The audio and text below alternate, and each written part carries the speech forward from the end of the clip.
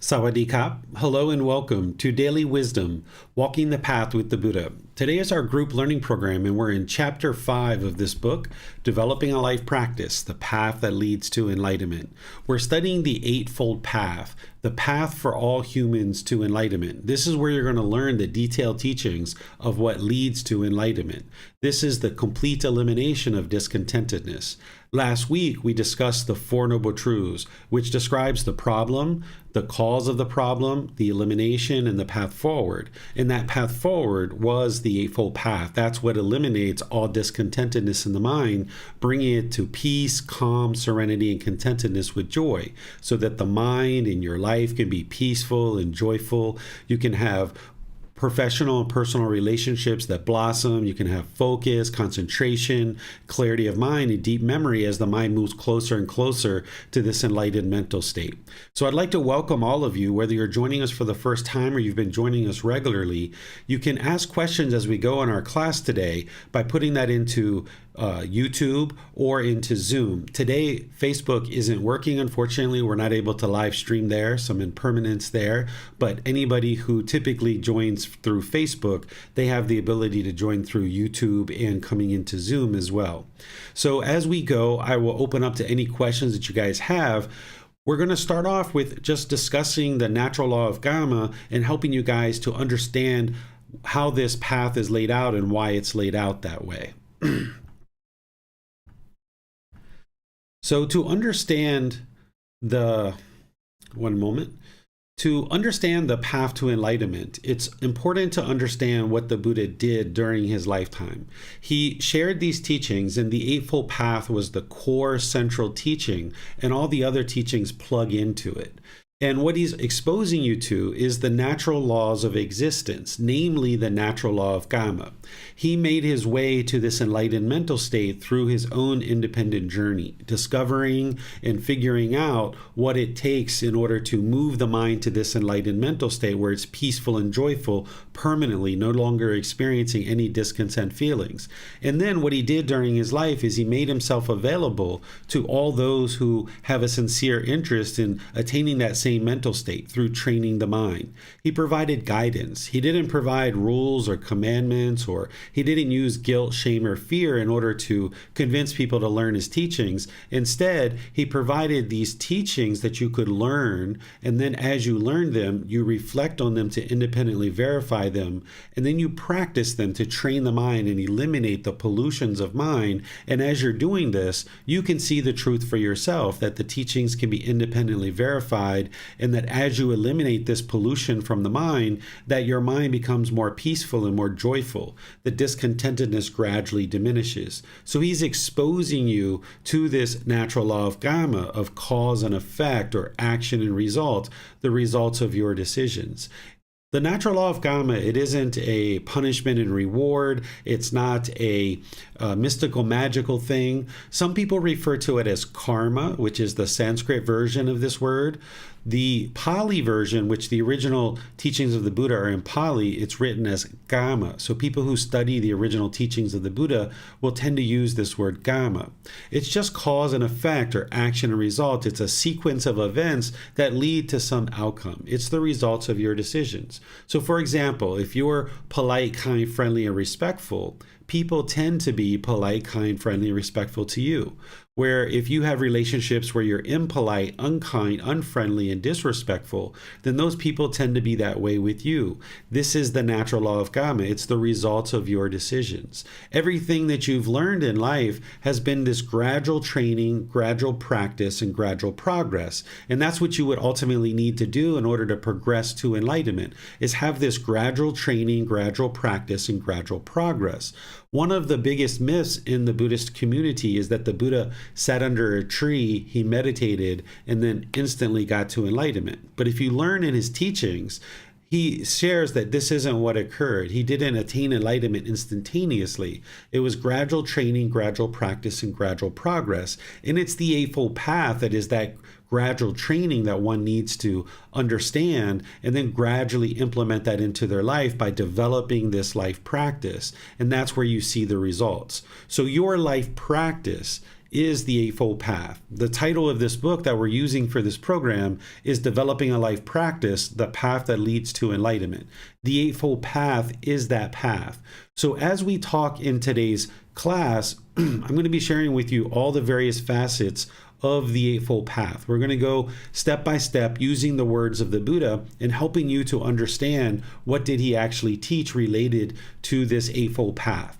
Last week, we covered right view, which is learning the three universal truths and the Four Noble Truths.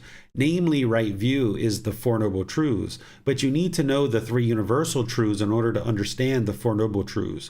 So if you already attended that class, today I'm going to share a little bit of a recap just to help you remember what we talked about last week. And then for those of you guys that weren't in class last week, I suggest that you go back and watch the replay, but the recap that I'm going to give today will also help you as well. Then we're going to move into understanding right intention. Again, using the words of the Buddha. We're going to be discussing right speech, right action, right livelihood, right effort, right mindfulness, and right concentration, exploring the words of the Buddha, because it's the words of the Buddha that explains what did he do in order to attain enlightenment. If you're looking to attain enlightenment with the teachings of the Buddha, you wouldn't be interested in learning with anything else but the words of the Buddha, because anything that's just been handed down from person to person to person and that's been modified or changed since his lifetime, this is just making the path more murky and more gray. But by going back to the original source teachings of the Buddha, who is the discoverer, the declarer, the originator of the path to enlightenment, you can see what did he teach and what he didn't teach. And then you don't believe his teachings. You learn, reflect, and practice. And you've essentially been doing the same thing throughout your whole life, with whether it's learning how to speak English or any type of skill or ability that you have. You've been gradually learning those things. You've been gradually practicing, and you've gradually seen this progress. And you're doing the same thing with the natural laws of existence and this natural law of Gotama as you're progressing forward on the path to enlightenment. You're gradually learning, gradually practicing, and gradually experiencing this progress. And you did the same thing with the natural law of gravity as you were growing up as a child. As a child, we all struggled with this natural law of gravity. We made lots of unwise decisions and we experienced unwholesome results because we didn't have the wisdom of this natural law of gravity. We fell down, we hit our head, we hit our knees, our elbows, we knocked over drinks and broke glasses, and we broke our toys. But slowly but surely, we gained the wisdom of this natural law of gravity, and we started making wiser decisions, which led to more wholesome outcomes. To the point now where we learned how to ride a bicycle, we can climb a ladder, we can probably fly all over the world on airplanes because we understand this natural law of gravity now. With that wisdom, we make wiser decisions that lead to wholesome outcomes. When we lack the wisdom of this natural law of gravity, which took us probably 10, 12 years to really understand and master, when we lacked that wisdom, we made unwise decisions and it produced unwholesome results.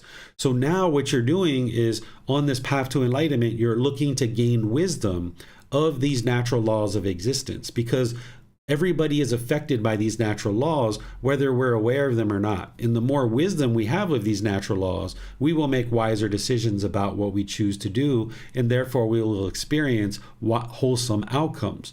And part of this is training the mind. So the Buddha is going to provide you in the Eightfold Path a certain amount of wisdom. He's going to provide you moral conduct, and he's going to provide you this mental discipline in which to train the mind.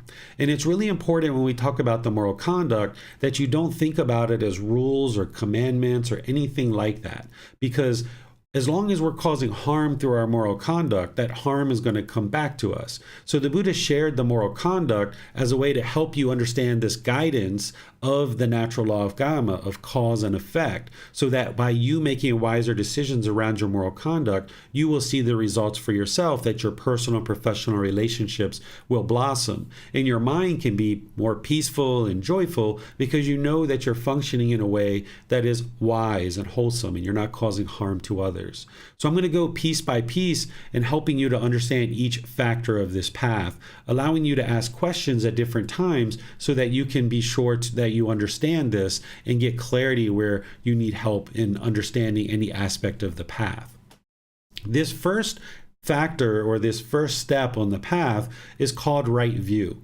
By understanding right view, you can have this breakthrough to understanding the problem, the cause, the elimination, and the path forward, which you would need to know in order to get to enlightenment. The path to enlightenment is to eliminate discontent feelings, but you wouldn't be able to eliminate them if you didn't know what the cause was and what the elimination was. So here in the Eightfold Path, using the words of the Buddha, he shares, "In what, monks, is right view? It is, monks, the wisdom of discontentedness, the wisdom of the cause of discontentedness, the wisdom of the elimination of discontentedness, and the wisdom of the way of practice leading to the elimination of discontentedness. This is called right view." So here what he's doing is he's just pointing to the Four Noble Truths, and he's saying that is right view, because he already discussed the Four Noble Truths in other teachings. So here with the Eightfold Path, it's a core central teaching that consolidates a lot of teachings all into one core central teaching with other teachings plugging into it. So here he's pointing to the Four Noble Truths and saying that is right view. And then underneath of this line that you see drawn on the visual aid is I put the top section of the Four Noble Truths. Below this, the Buddha goes into detail about what the Four Noble Truths are. I just put this here to build your confidence that the right view in the Eightfold Path is pointing to the Four Noble Truths, and then I will explain to you the Four Noble Truths. But in order to understand the Four Noble Truths, you need to understand the three universal truths. And this is what I discussed last week as part of chapter 4, the Four Noble Truths establishing right view. And this is where I would suggest that an individual who hasn't learned this with me yet go back to those recordings and be sure that you learn that. Because here I'll just give you a little bit of a brief overview. Because remember, you would like to learn, reflect, and practice to independently verify this. So as I go through this, I won't have time to go through all the details that I went through last week, but at least I can give you a refresher and maybe kind of help some of those people who weren't in class last week. Because the universal truth of impermanence is the very first thing that you should learn as part of your journey to enlightenment. Without understanding this, you wouldn't be able to ever make any real progress on the path to enlightenment.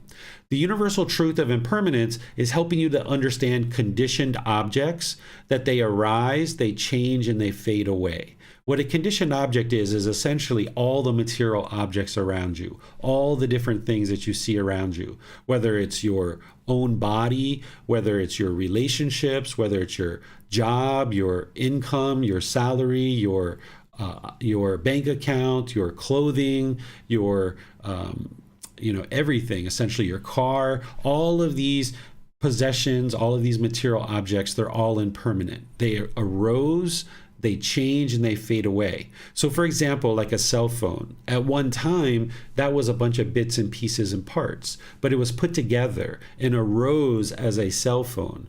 And then it changes, it slows down, it gets scratches, it gets cracks on the screen, it gets smudges and things like this. And then eventually it'll fade away and it will no longer exist as a mobile phone. So this is the universal truth of impermanence, and you need to independently verify this by going out into the world and seeing when you walk down the sidewalk, there's a crack. That's impermanence. You see a tree growing, the leaves come in and then the leaves fall. This is impermanence. It's sunny out, then it rains, then it snows, then it's windy, then it sleets or something else. This is all impermanence. So things are constantly changing. There are a few things which are called unconditioned objects that don't arise, they don't change, and they don't fade away. Enlightenment itself is this way. The natural laws of existence, which the Buddha taught, are this way. So that's why his teachings that he taught 2,500 years ago are just as applicable today as they were 2,500 years ago, because these natural laws haven't changed. So what he described as these natural laws 2,500 years ago apply to today as well. And unconditional love is also doesn't arise, it doesn't change, and it doesn't fade away. Once the unconditional love is established, it's always going to be there. That someone doesn't have to earn your love, so therefore you can't fall out of love with them. So if you think about your parents perhaps, or children, or people like this, you might be understanding what unconditional love is. But we're going to be discussing unconditional love as part of chapter 15. So here, just understand the universal truth of impermanence is describing things that arise, they change, and they fade away. Then there's the universal truth of discontentedness. This is where the Buddha is explaining the unenlightened mind, that it has three feelings. These are conditioned feelings, meaning that the mind bases its inner feelings on some condition.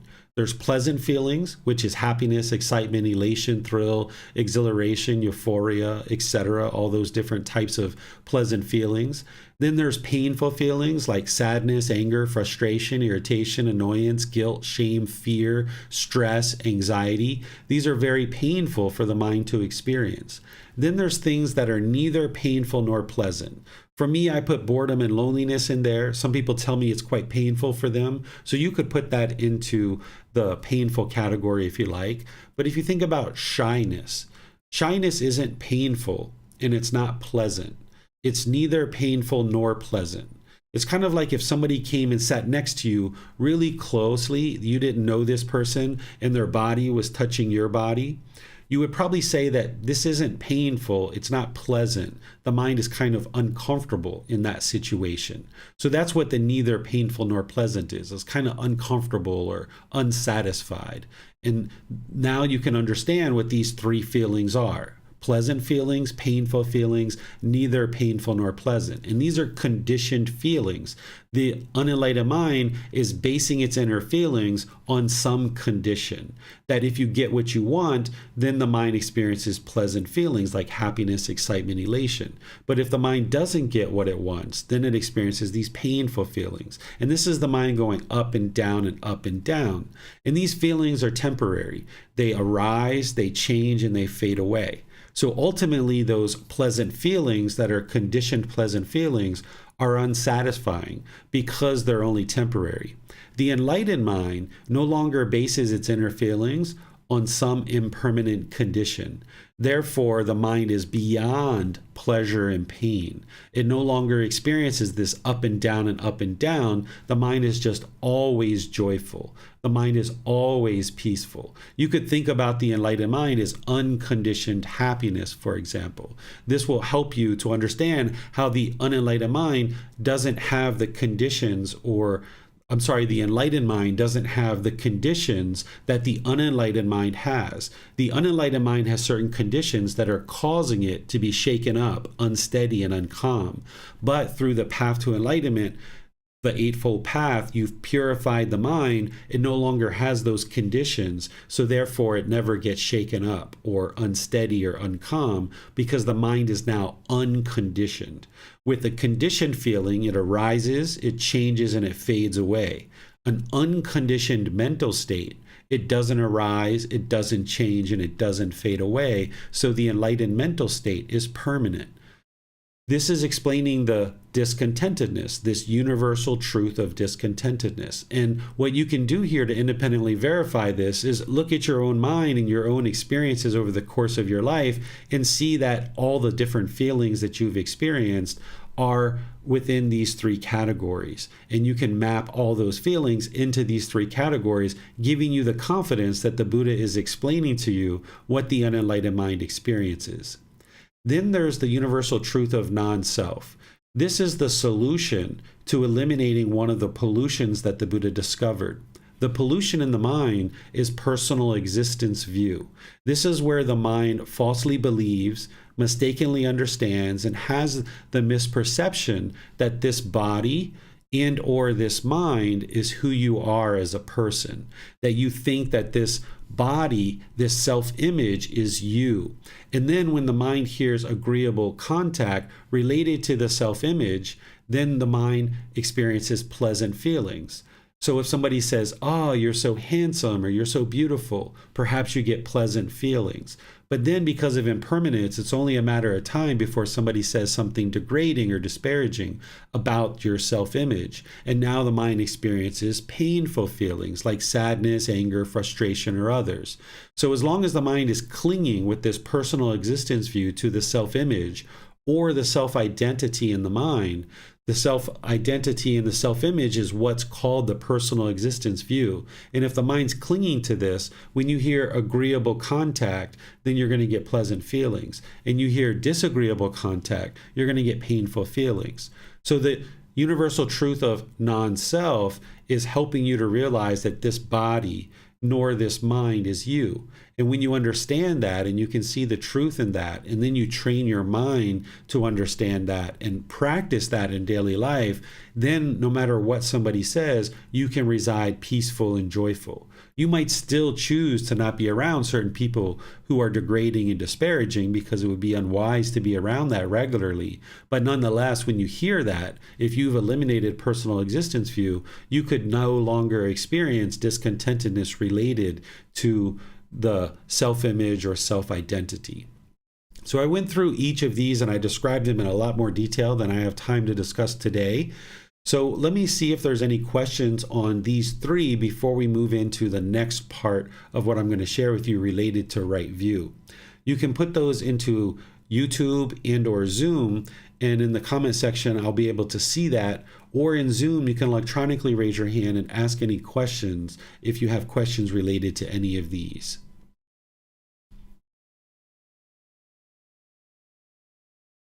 Okay, I'm not seeing any questions related to any of these.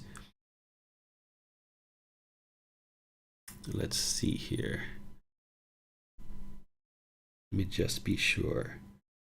Okay, yes. I don't see any questions at all. So let's go ahead and move into the next part, which is understanding the definition of craving, desire, attachment. Craving, desire, attachment are words that we use in common language. But with Buddhist teachings, we use them in different ways. And it's important to understand how we use these words because it will help you to understand the Four Noble Truths.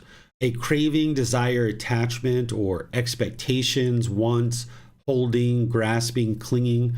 This is described as a mental longing for something with a strong eagerness. The mind is pulling in the direction of the objects of its affection. Essentially, the unenlightened mind thinks that the next new shiny object around the corner is going to provide some kind of lasting satisfaction. So the mind chases after it, chases and chases and chases. And when it gets what it wants, it's going to experience those pleasant feelings. And when it doesn't get it, it's going to experience those painful feelings that we're going to talk about as part of the Four Noble Truths. So if you've ever been shopping somewhere and you saw a brand new pair of shoes and you were like, oh my goodness, I gotta have those new pair of shoes, and you just chased and chased and chased and you wanted them really bad, that's the craving, desire, attachment. Or if you saw some new technology like a new phone or a new TV or something like this, and the same thing, the mind was chasing, thinking that this next new shiny object around the corner was going to provide some kind of lasting satisfaction. Then you experience craving, desire, attachment. You might know what I'm describing here. If you aren't familiar with this, you should ask a question and be sure you get clarity on what a craving, desire, attachment is, because you've experienced these in life for sure. Your mind may be aware of those now that I'm describing it, and it may not. So you need to be able to see what a craving, desire, attachment is, where the mind is almost pulling towards something, or some people say it feels like they're being pushed towards a certain object. And this is the mind just chasing and chasing and chasing. So this is a fundamental building block to understand in order to understand the Four Noble Truths. The Four Noble Truths is to understand that the first noble truth is explaining the problem. The problem is that everyone that is unenlightened will experience discontentedness. You'll experience those conditioned pleasant feelings, those conditioned painful feelings, and the feelings that are neither painful nor pleasant. The mind will go up and down and up and down. There'll be periods of steadiness or peacefulness or joy here and there, but it's only a matter of time before the mind's right back into these conditioned feelings. And then the second noble truth is describing that discontentedness is caused by our own cravings, desires, attachments, because the mind wants everything to be permanent when everything in the world is impermanent. Now, I will describe that a few times and then give you an example to help you understand. Discontentedness, those conditioned pleasant feelings, painful feelings, neither painful nor pleasant, is caused by our own cravings, desires, attachments, that mental longing with a strong eagerness, because the mind wants everything to be permanent when everything in the world is impermanent. So the mind is craving permanence, but yet it's living in this impermanent world. Another way to say this is not only is the mind craving permanence, but it does not like impermanence. The mind does not like change. When things starts changing, the unenlightened mind doesn't like this.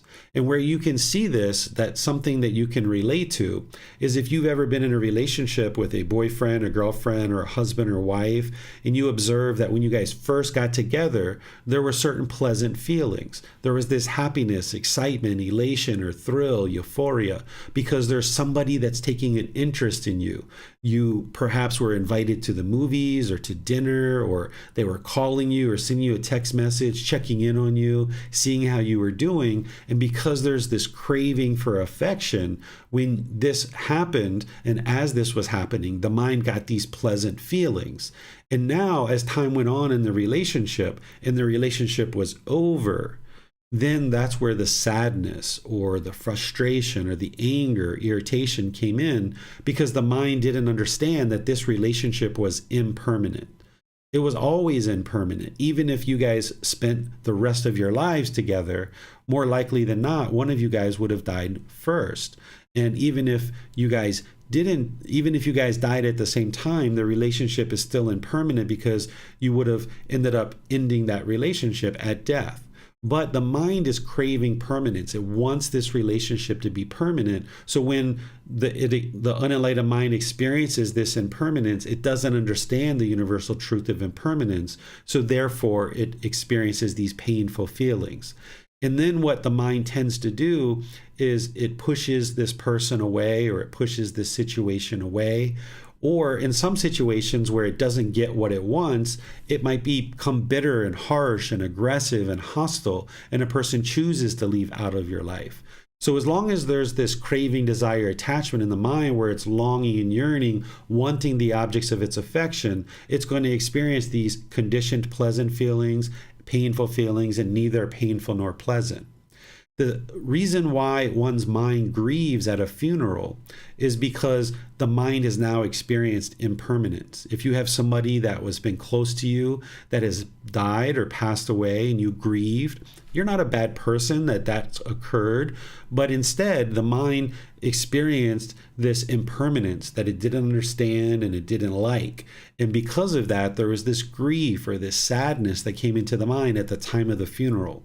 The same reason why the mind is grieving at a funeral is the same reason why it might experience sadness or be upset at a wedding, for example. If brother or sister gets married and mom and dad and grandma and grandpa are there, brothers and sisters, people might be crying at a wedding because the mind is craving permanence, wanting this person to be permanent. But when they go off into the world, this represents impermanence to the mind.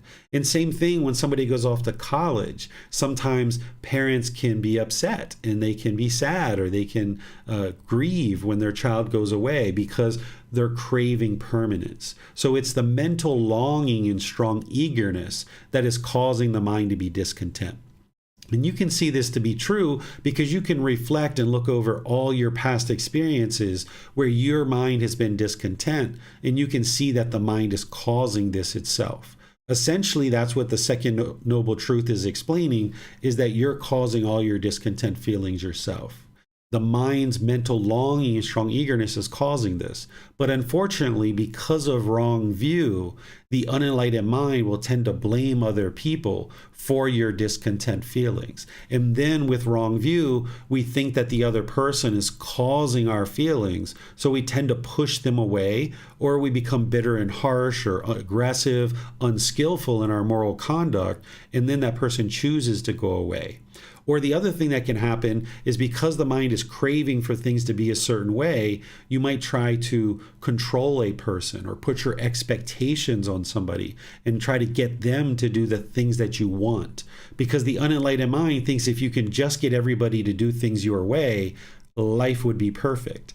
But the problem is there's 8 billion people in the world, and you can't train 8 billion people to do things your way.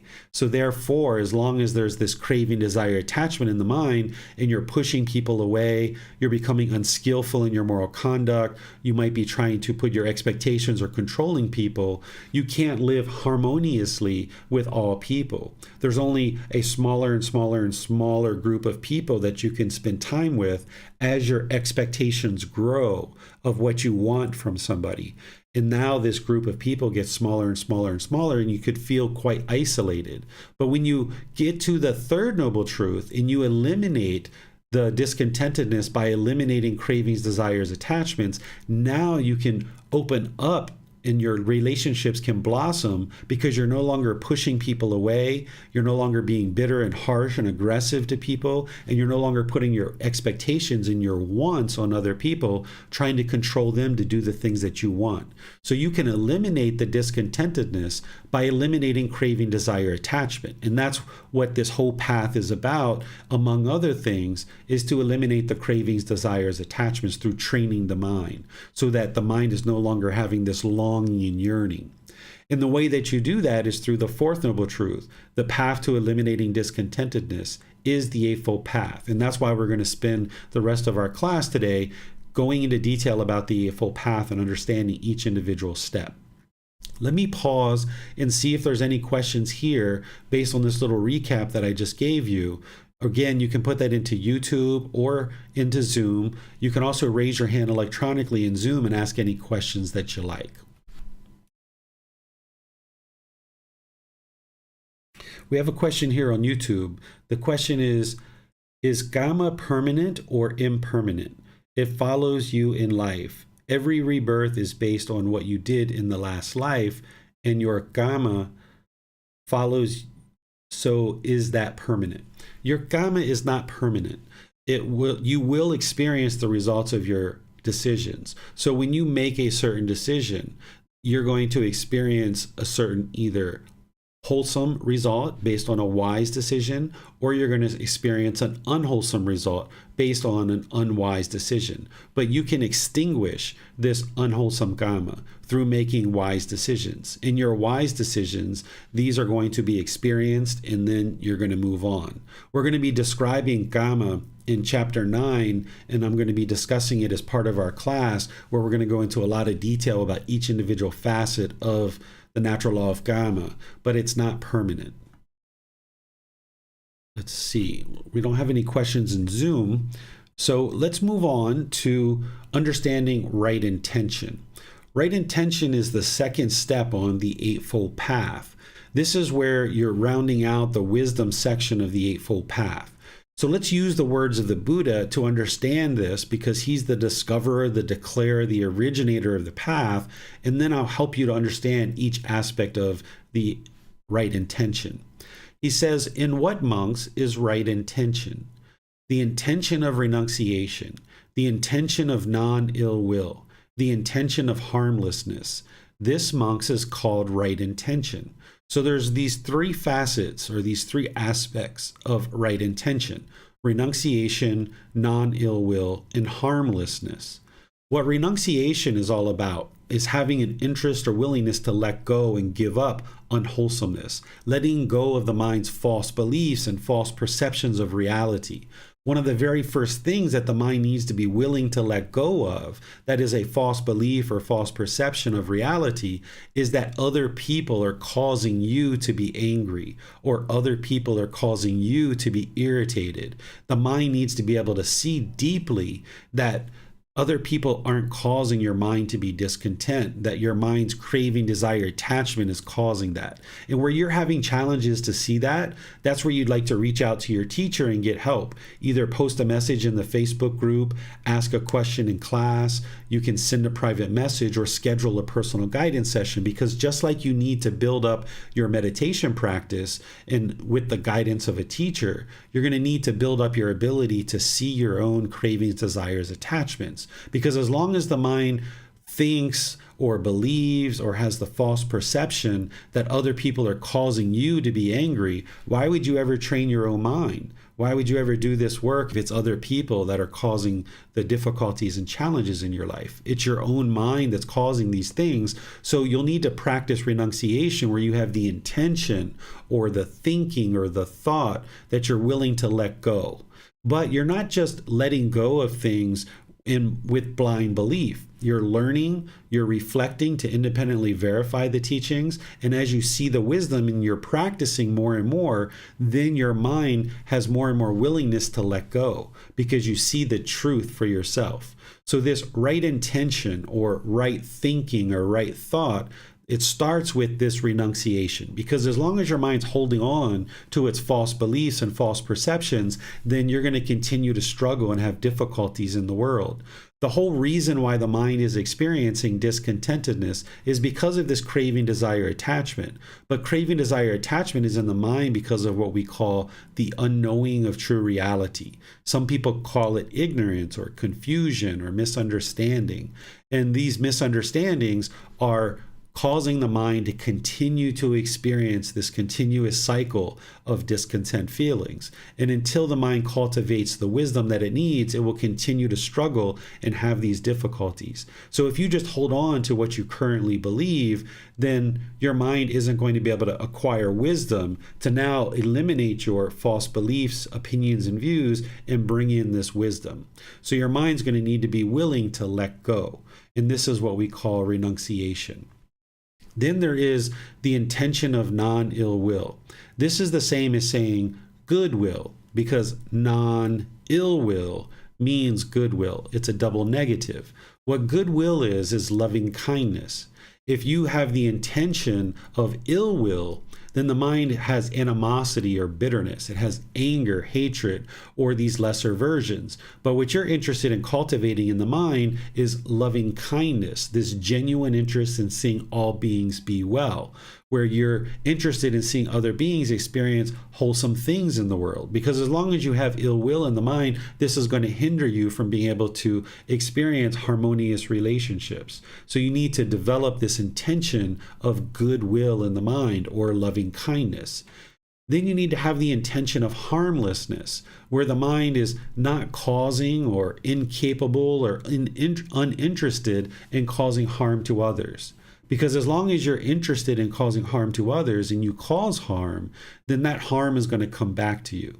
Because after this, we're going to move into the moral conduct section. So you would need to understand that you need to improve your moral conduct through wisdom, so that you're not causing harm through your speech or actions in your livelihood.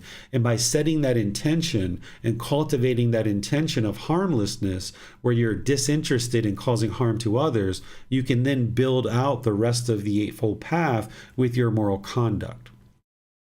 This wisdom section of the Eightfold Path is helping you to see through the Four Noble Truths that you need to be able to accept responsibility for your own feelings, your intentions, your speech, and your actions. It's only your decisions that are creating these, either your feelings or your intentions or your speech or your actions.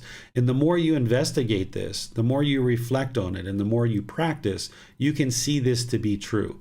And by accepting responsibility for your own discontent mind, this is very empowering, because if your mind is causing these discontent feelings, that means that you can solve them, you can resolve them.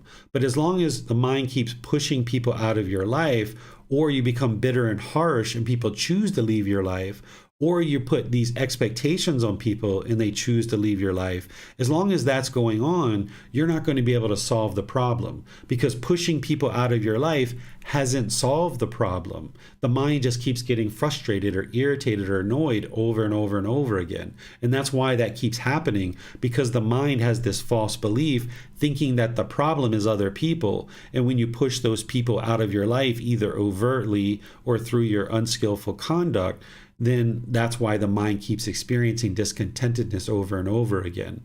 But when you understand what the real problem is, which is the Four Noble Truths is explaining it to you, and you understand the solution, this is why you can get real results with the teachings of the Buddha, because you're addressing the true problem.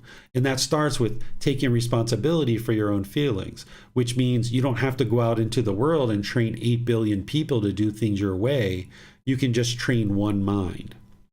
Right intention is that intention of renunciation, non-ill will or loving kindness, and harmlessness. So this is the wisdom section of the Eightfold Path. Let me see what questions you guys might have about this.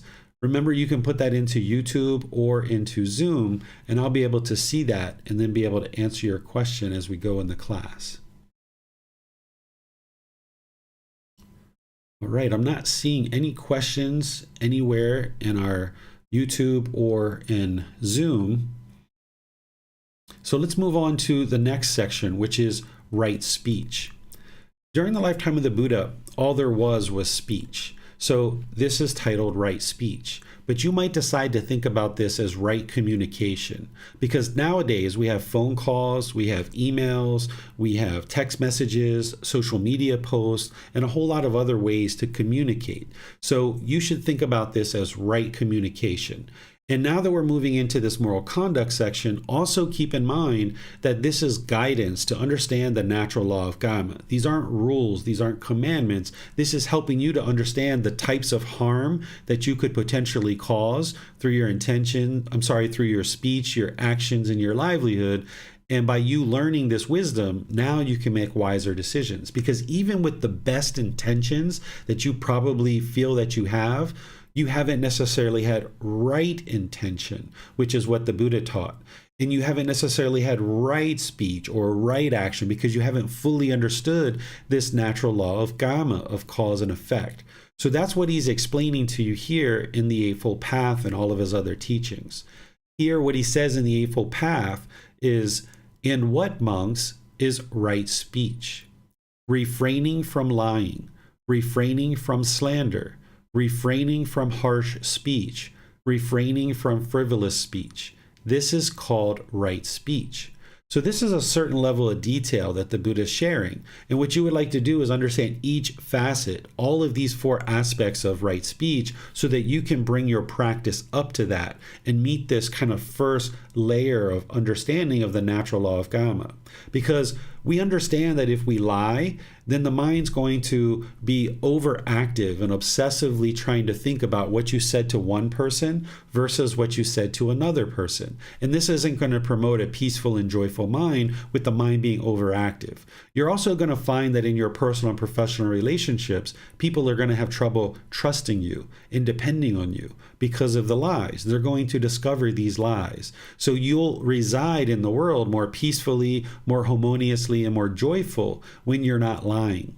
If you're slandering, which is also like gossip, where you're damaging the reputation of other people through sharing things, whether they're true or whether they're untrue, when you're degrading and disparaging others through your speech, it's going to cause harm to those people, and harm's going to come to you. Whoever you're talking to with slander or gossip, those people are probably going to go out and slander and gossip you too, because you get in the habit of slandering and gossiping people. They get in the habit of hearing that, and now they go out and gossip and slander you. Harsh speech is all about your tone, your tempo, and your word choice, how you choose to speak. If your tone, your tempo, or your word choice is harsh or aggressive or bitter, then people get accustomed to you speaking that way, and they're going to end up speaking with you that way. So by you cleaning this up, you'll find that your personal and professional relationships will blossom. You'll find more opportunities in life. Refraining from frivolous speech. What frivolous speech is just kind of like yada, yada, yada, yada, yada, yada, yada, yada, kind of unpurposeful, unbeneficial speech. Some people might call it idle chatter. This is where the mind has a certain craving in the mind, And because of that longing and yearning to just talk and talk and talk and talk and talk, whoever you're talking to, it's causing harm in their mind. They might be like, oh my goodness, when is this person going to stop talking? So if you've ever been that person, or you've ever been on the receiving end of that, you know what that feels like, and you're not interested in doing that. So you can bring your practice up to right speech by practicing these 4 aspects, where you're not lying, you're not slandering, you're not having harsh speech, and you're not having frivolous speech or idle chatter. But then you'd like to look at other teachings that the Buddha has around right speech that plug into this. Because remember, I mentioned how the Eightfold Path is this core central teaching that allows you to understand all the other teachings. It plugs in. So this 5 factors of well-spoken speech plug into the Eightfold Path and help you to further understand what is right speech and how to practice it. So once you bring your practice up to the 4 aspects that are described in right speech as part of the Eightfold Path, then you'd like to go deeper and look at the 5 factors of well-spoken speech and see what he teaches there. And I cover all of this in chapter 5 in detail, but let me just share some of this with you now. To understand proper time and speaking at the proper time, this is where you're not interrupting people. This is where you ensure that your mind is not discontent, where you're not having anger and irritation and annoyance or frustration before you speak. Because if you speak with a mind that has discontentedness, all that's going to come out is unwholesome speech, unwise speech, because you're speaking through that anger, that hostility, that bitterness. And then the third aspect of speaking at the proper time is to know the mind of the other person that you're speaking to. If you have something very impactful or very significant to talk to somebody about, you'd like to be sure that their mind is prepared to talk about that. So if they're just coming home from work and you jump on them about, hey, we didn't pay our rent, we got a notice that we're going to be kicked out in 3 days if we don't pay the rent. That's the wrong time to be speaking with this person about something so impactful. You might decide to let them come in, put their bags down, take off their jacket, get some water, get some food, relax for 15, 20, 30 minutes, an hour. And then you might say, hey, is this a good time to talk about something that's important? Because you don't necessarily know how their day went. So whether it's your boss, your coworkers, your life partner, other people in your life, it's really helpful to know the other person's mind, particularly if you have something very significant or impactful to discuss. So if you're choosing not to interrupt people, you're choosing to speak only when your mind is calm and peaceful, and you're ensuring that the other person's mind is ready to discuss any particular topic, you'll have the most ability to have a successful conversation here. The next part is something we already discussed here, which is speaking the truth. Because if you're not speaking the truth, you're not going to be dependable and reliable. And those other things are going to be happening too, where your mind is overactive and having challenges to figure out what you said to one person or another. Speaking gently, we spoke about that as well. This is your tone, your tempo, and your word choice. Paying very close attention to that as you're speaking. And you might need to slow down a bit. If you tend to speak very fast, you might need to slow your mind down by restraining it and using some of the other teachings that you're going to learn about in the mental discipline. Because if you can restrain the mind and speak with gentle speech, then your tone, your tempo, and your word choice, it'll be more well received when you're sharing any particular kind of conversation with somebody as you're speaking through an email or a text message or what have you.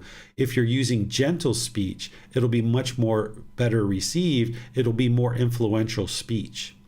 Then the fourth aspect is speaking beneficially. This is ensuring that what you say has a purpose, that there isn't frivolous speech or idle chatter, and you're not just speaking through craving, through desire, where you're just longing and yearning to talk, but instead what you're sharing has benefit to other people, not just you. And then the fifth aspect of this is speaking with a mind of loving kindness. The opposite of this would be speaking with a mind of inner hate, this frustration, this irritation, this annoyance. If the mind has a mind of loving kindness and you're speaking through that, then you have the best opportunity for this conversation to go well. So The proper time, you speak true, gentle, beneficial, and with a mind of loving kindness. This is what the Buddha is sharing about this natural law of karma, that these are the criteria or the guidance that is going to help guide you in the best ways to interact with others. As you train in right speech, you're going to have a certain personality, a certain character, and that's going to be unique to you. Every enlightened being is going to have a different character. They're going to have a different personality. They're going to joke. They're going to laugh. They're going to have fun. They're going to have a lot more fun than in the unenlightened state, because in the unenlightened state, there's this frustration, sadness, this misery, this despair. But an enlightened mind isn't experiencing that. The mind is just always joyful, this unconditioned joy, this unconditioned happiness. So you can speak this way, and you'll see that your personal and professional relationships will blossom. And remember, you're learning, you're reflecting, and you're practicing. So now that you've learned, you can actually reflect on this, and you can look at conversations that didn't go well for you, that ended up in perhaps, hostility or aggression on your part or the other person's part. And you can see that either you and or the other person wasn't using these 5 factors. Even if you or the other person was missing just one of these 5 factors, there's the potential for this relationship and the conversation in the relationship to not go well. So you're not interested in continuously breaking relationships. You're interested in having long-term relationships that can be fulfilling. So if you look at the relationships and the conversations that you've had in the past where you and or the other person weren't using these, you can see in each individual situation, you and or the other person wasn't using these. And this can confirm for you that what the Buddha is sharing is the truth. And then likewise, you can look at areas where conversations went really, really well. Even though you and or the other person didn't know these 5 factors, you guys might have been using them without being aware of it. And your conversations went really, really well. And that's why, because you guys were using these 5 factors without realizing it. So now you're intentionally learning and cultivating the wisdom around these 5 factors so that you can intentionally use these 5 factors in all situations. Initially, when you first start training the mind this way, it can be a challenge. It can be a struggle. It can be quite difficult in some situations, particularly where you have craving, desire, attachment in relationships. You'll find it a challenge to speak in this way. But in relationships where you don't have craving, desire, attachment, you'll find that it's much easier for you to speak in this way in those conversations and in those relationships. But what you would like to do is dial your practice in more and more. After you've learned the teachings, you reflected on them and see the truth, and then you start practicing, you can bring your practice up to this more and more and see the results for yourself that it works, where your personal and professional relationships blossom and your mind becomes more peaceful and joyful because you know you're functioning in a wise and wholesome way that doesn't lead to any harm through your speech or any communication. In the Volume 1, Developing a Life Practice, The Path That Leads to Enlightenment, I share a whole lot of details around speech because it's a way that we can harm very easily through our communication. So you're going to see a lot of detail about right speech. And here is just a little bit of that detail, but I definitely suggest that if you haven't downloaded that book, that you download it and read all the detail about right speech and all the other steps of the Eightfold Path and all the other chapters. You can also take that book and you can go print it, or you can order printed copies or Kindle versions on Amazon. So this book is going to be very helpful for you to build up your wisdom around the teachings. The next step is right action. Right action is all about our bodily actions and how we choose to interact in the world through our bodily actions. And if we're causing harm through our bodily actions, then harm is going to come to us.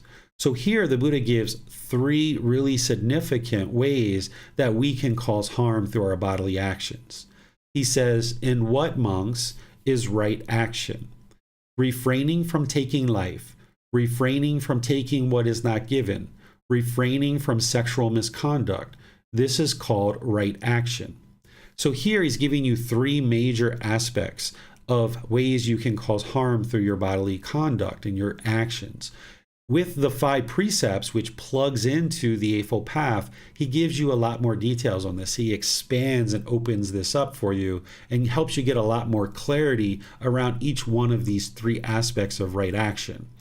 He didn't say in right action to don't drag your suitcase down the aisle of a plane and run over people's feet and hit their knees, because planes didn't exist during that time, right? So we can understand through right action that if we cause bodily harm through our bodily actions, then we're going to experience unwholesome results. So we can know not to drag our suitcase down the aisle and bump into people. You notice that the Buddha didn't say, don't walk up to somebody and punch them in the face. Well, he doesn't say that because he understands that he's sharing these 3 significant aspects of right action, helping you understand that bodily actions do cause harm, and it would be wise for you to not cause harm through your bodily actions. And then through these 3 that you investigate in the 5 precepts, and through you being wise and conscious and intentionally making decisions about your bodily actions, you ensure that you're not causing harm to anybody through your bodily actions. Because if you cause harm through your bodily actions, that harm will come back to you. I'm going to focus in on just one aspect of this for now. And then 2 weeks from now, in chapter 7, we're going to be exploring the 5 precepts. And in there, we're going to be exploring in detail each individual one of these and others as well. But just a heads up, the refraining from sexual misconduct, this doesn't include same-gender relationships. Sometimes people are taught that same-gender relationships are harmful or that is sexual misconduct. But if you understand the natural law of karma, of cause and effect, that when you cause harm to others, harm is going to come to you, you can then ask yourself, if 2 loving, consenting adults are choosing to be in a sexual relationship with each other, who are they harming? The answer is they're not harming anybody. If they're male and a female having sex, they're not harming anybody. They're 2 loyal, loving, consenting adults. If it's 2 males or if it's 2 females, they're not harming anybody because they're 2 loyal, loving, consenting adults. The Buddha understood this 2,500 years ago. So when you read his teachings on sexual misconduct, which he goes into a lot of detail about, you'll see that he doesn't include same-gender relationships. And he was familiar with them because he talks about it in his teachings. He talks about men who don't identify with masculine qualities and females who don't identify with feminine qualities. But he just makes this observation and then he doesn't teach anything about it. He just makes the observation, shares this with his students so that they would be aware of it. And if you understand the universal truth of impermanence, which I've taught throughout this program at different times, including today, then you understand that it's not possible for every male to be interested in having sex with a female. If that was true, then the universal truth of impermanence wouldn't be a universal truth, because every man would be interested in having sex with a female. That's not possible. That would be permanence. So the universal truth of impermanence tells us that not every man is going to be interested in having sex with a female, and not every female is going to be interested in having sex with a male. So that will help you to understand sexual misconduct and what the Buddha taught here, that it doesn't include same-gender relationships. So if you're in a same-gender relationship or you prefer same-gender relationships or you have people around you, there's nothing wrong. There's no harm in this. There's no harm that's going to come to these individuals as a result of their relationship. What the Buddha teaches as sexual misconduct is where we cause harm, like sex without consent, or if we're in an existing relationship and we have sex outside of that relationship, things like this, sex with minors and things like that. So you'll see that when we explore the 5 precepts where he explains it in detail. There's other aspects of right action, as I mentioned, because he doesn't explain it fully in the Eightfold Path, but he has other teachings where he explains right action and certain actions that can cause harm, like taking substances that cause heedlessness or gambling or things like this. You can see how when you do these things, you're causing harm. Whereas if you were taking substances that cause heedlessness, the mind is going to be unattentive, unalert, unaware. And if you're trying to purify your mind and make wise decisions that lead to wholesome results, you wouldn't be able to do that as long as your mind was unattentive, unalert, and unmindful. If you were gambling and using certain financial resources to try to win, more money, more money, more money. This is craving, this is desire. And the mind is oftentimes going to experience where you keep betting more and more and more, and then you're losing more and more and more, and you don't have the money to be able to sustain your life. So there's these types of actions and others that will lead to harm that are part of right action. And even like I mentioned, taking a suitcase down the aisle of a plane can cause harm. So therefore, you would be interested in purifying your bodily actions where you're not causing harm through your bodily actions. Then there's right livelihood. Right livelihood is all about how you choose to sustain your life. If you choose to sustain your life based on harming others, then this harm is going to come to you. So in the Eightfold Path, the Buddha shares this. He says, "And what, monks, is right livelihood? Here, monks, the noble disciple, having given up wrong livelihood, keeps himself by right livelihood." So here is just a very general teaching, because he's pointing to teachings that he shares at other times that describes right livelihood. And he's got about 3 or 4 different teachings where he goes into a lot of detail about right livelihood. If you would like to purify the first aspect of your livelihood, or how you choose to sustain your life in the world, you would ensure that you're not practicing any of these 5. If you have business and weapons, business and living beings, business and meat, business and substances that cause heedlessness, or business and poisons, then you're going to be causing harm, and this harm will come back to you. You can look at this and reflect on this and see the truth for yourself. That if you, for example, let's just take one, the business and substances that cause heedlessness. If we stood on the street corner and we sold cocaine or heroin or methamphetamine or something like this, we have a very good likelihood of getting beat up, getting robbed, getting murdered, getting arrested. We could get addicted to those substances ourselves. And those are substances that we're causing harm in the community. So therefore, this harm is coming to us. Now, keep in mind that the teachings of the Buddha are the natural law of karma, which is a much higher law than the laws of society. Because the laws of society pretty much share across the world, although there's some places that it's not true because of impermanence, but a large majority of the world has outlawed things like cocaine or heroin or methamphetamine and things like this.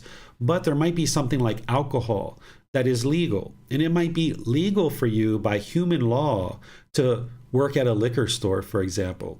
However, these are places that oftentimes get robbed, people get beat up, people get murdered by just working as a cashier at a liquor store. And that's because of the natural law of karma. These are places that people tend to go in order to rob and steal from. So if you choose a livelihood that's based on any of these 5, which you can independently reflect on and see for yourself, that it would be unwise for you to do any of these, because certain harms can come to you by choosing to work in any of these livelihoods. So you can purify the first aspect of your livelihood by eliminating these from your practice.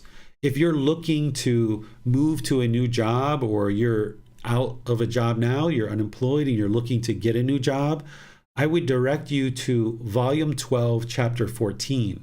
And there, the Buddha explains in detail right livelihood and helps you to understand all the various facets of your livelihood and how to ensure that your livelihood's purified. Because he shares a lot of other teachings, and here's just one more to be able to help you understand more about right livelihood. Here, he describes that scheming, flattery, hinting, belittling, pursuing gain with gain is wrong livelihood. This is how you choose to conduct your livelihood. The first teaching is your type of livelihood, but this is how you choose to conduct your livelihood.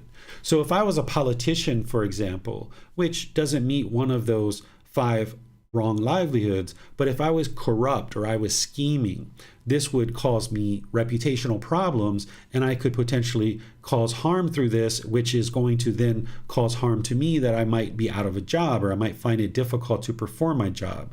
Or if I was a police officer and I was accepting bribes or something like this, that's scheming or corruption, and this is going to cause harm, so therefore you will find that you will have difficulties in your livelihood. What flattery is where you have insincere comments, where you're complimenting maybe your customers or your business partners or things like this, just as a way to conduct business with them. And they're going to see through those insincere comments.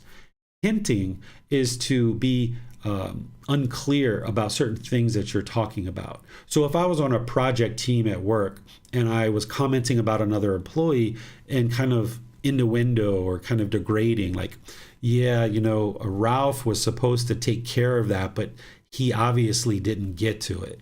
This is kind of hinting around, and it's going to cause difficulties in our livelihood, where we could easily say, oh yeah, Ralph was planning to get to that, but unfortunately he didn't have an opportunity to handle that this week. So as far as I understand, he's going to take care of that on Monday.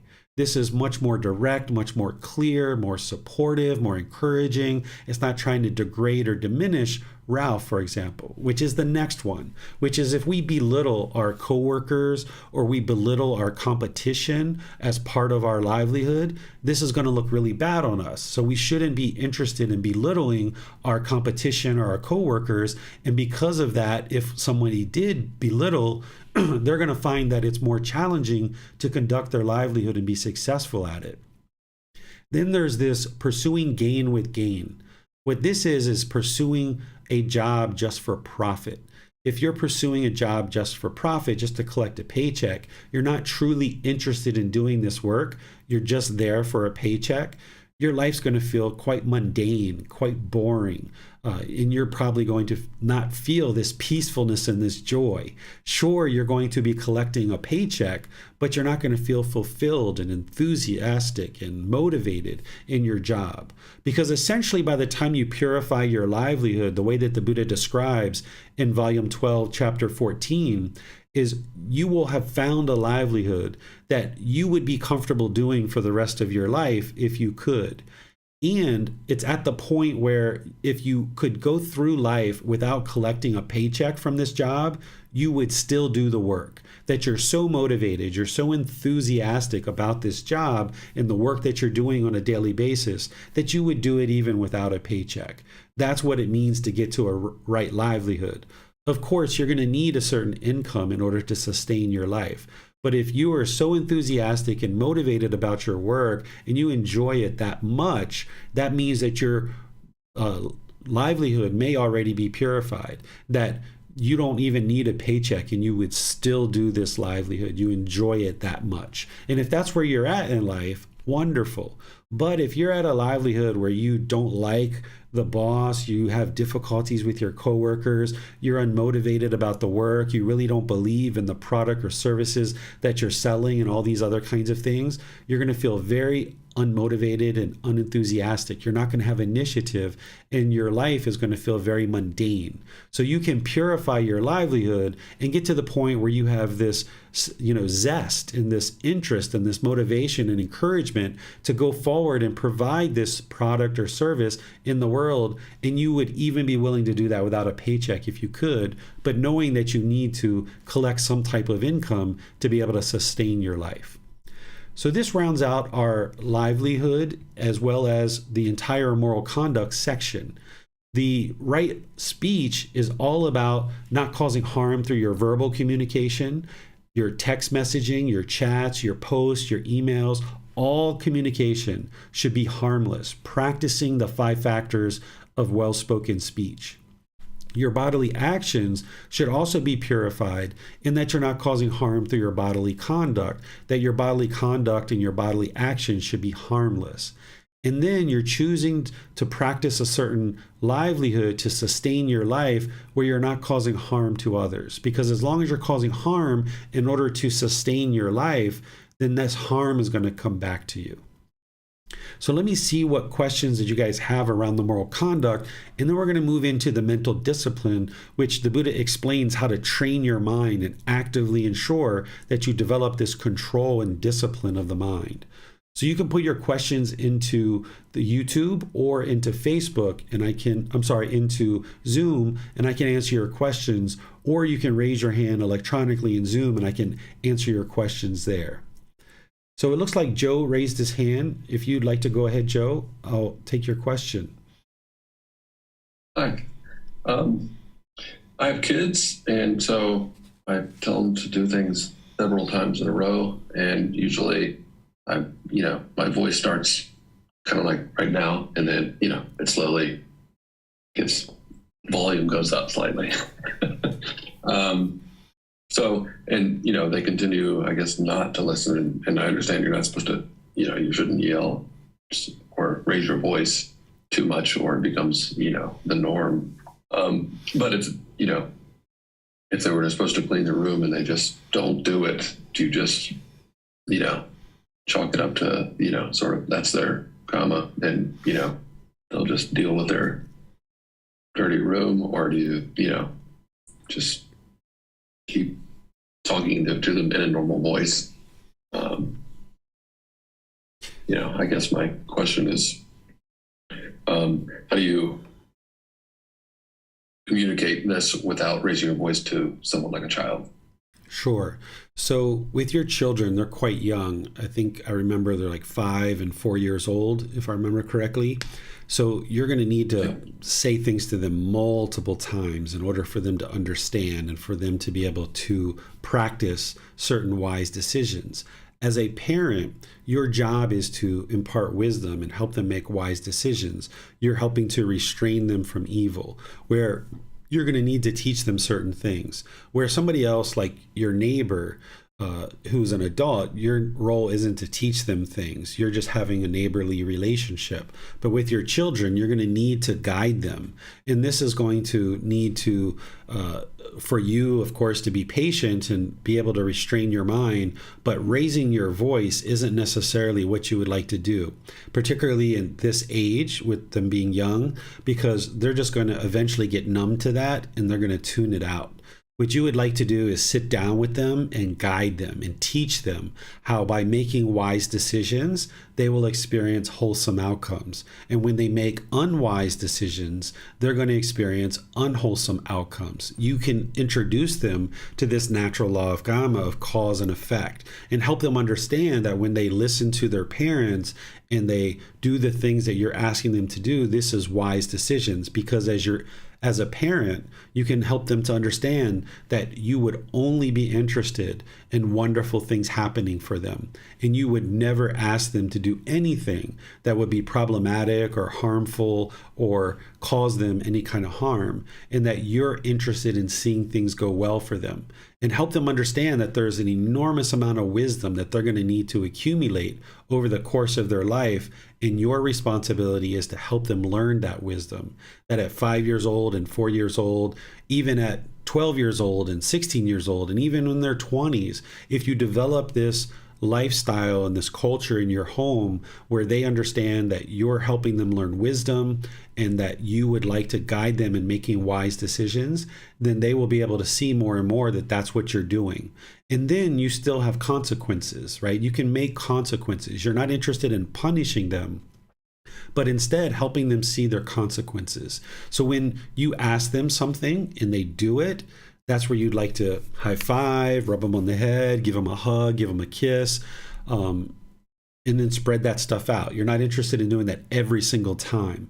And then occasionally you might get them a piece of chocolate. If you have a bag of chocolate somewhere in your house, that they do something really impactful and they listen to you and it's really helpful, you have this little grab bag that you can go to and you can say, you know what? I don't know your son's name. I think it's Benjamin, right? It's Benjamin. Benjamin, Dad asked you to clean your room about 2 hours ago and you took your time and cleaned your room. This is outstanding. I'm really pleased to see that you did that. And because you made such a wise decision, I would like to give you this piece of chocolate, right? So you're showing him that his wise decisions are leading to certain results. And with this age of a child, you may even need to help them and show them how to clean their room. They may not know at this age. So you're going to have to go in there, roll up your sleeves, get involved with them and do these kind of things. As you go and as they age, there may be certain times where you need to increase your tone, your tempo, and maybe adjust your word choices a little bit to show how serious you are. but you're never interested in doing that through harshness, through anger, through frustration. It should still come from a calm mind. And there's ways to increase your tone and your tempo so they know that you're serious, but it's still not harsh speech. You're still speaking gently. And I can give you some examples of that. If you would like to talk privately, we can discuss that. And there's another class that I taught a few months ago, which is guiding children on the path to enlightenment. If you haven't seen that already, that would be a really good class for you to watch on our YouTube channel. And if you have any issues finding that, because it's part of the retreat series, just let me know and I'll send you the link, because you would like to understand that first and this Eightfold Path as well, and then get some customized guidance as you're having various challenges with your children so that you can learn how to guide them. Because the more you guide them through the Eightfold Path in the natural law of Karma, the better results you will experience, and it'll be more and more effortless for you. But initially, it's quite challenging to teach them these teachings. So the more that you learn them and then share the wisdom with them, ultimately, by the time they're 8, 9, 10, 11, 12, life will be so much easier. But at the beginning like this, it'll be a bit challenging as you work with them and you help them learn the natural law of Karma. But slowly but surely, they can accomplish that. But you're still going to need to do things many, many times before they absolutely get it. Thank you. Yes, you're welcome. Are there any other? I did have one more question, if that's okay. Oh, sure. Go for it. Yeah. It was about right livelihood. And Buddha was saying something about the business and poisons. Is that like a thing of that era, or what would that translate to today, I guess, since it's separate from, drugs and such? Yeah, poisons are like pesticides or any substance that's meant to kill another being. So we have pesticides and we have other chemicals that are meant to kill. And if we have a livelihood where we're basing our livelihood off of killing other beings using these poisons or selling these poisons, then we're basing our life off of killing and selling products that do kill. And he taught that this would be unwise for us to do that. And we can see the results of that because we've been using these pesticides and various chemicals in our environment for a really long time, and it's drastically impacted our environment. So that's the interesting thing about the teachings of the Buddha, is that he didn't always explain what the results would be.